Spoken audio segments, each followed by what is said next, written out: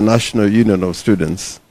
So whenever there was a problem at the University of Nairobi, because of that international solidarity, including students who were expelled, including somebody like Oki Ombaka, I remember, fighting very hard for him to go to the Islam University, courtesy of the International Union of Students, which was a worldwide student organization.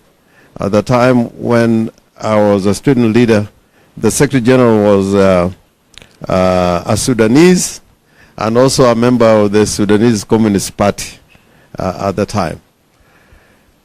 But my point is this: I think the country is at a crossroad.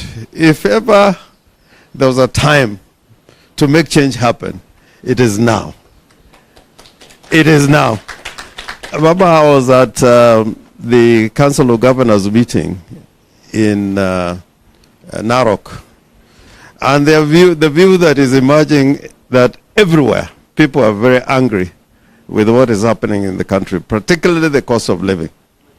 And some of them from the Kenya Kwanza counties were saying quite loudly that if there was Maandamano now, then the hottest places would be the Kenya Kwanza areas.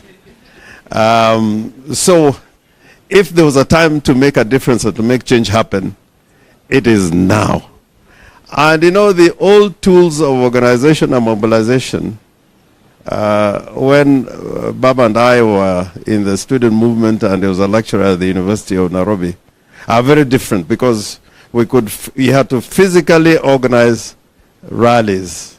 You had to physically, use leaflets. At 4 o'clock in the morning, we'd be, dropping leaflets at bus stops and so on. But now, organizing people for change to happen is a lot easier with communications being what it is today.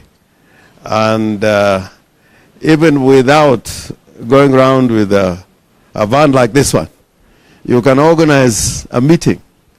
What happened in Cairo that brought down Mubarak was something which was not organized through rallies, but through the internet, and suddenly, Cairo was full of activity and demonstrations.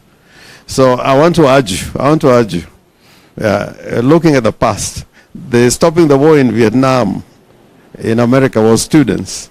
Bringing changes in Europe, there was a time when in Europe, the student movement was very strong, and a lot of changes happened. Even here in this country, at least at the time we are at the university, I think a lot of changes came when we were fighting out there in the streets. So I think it is your time. And it's not only your time, it's your time when you have a great leader in Raila Odinga. So don't watch from the sidelines.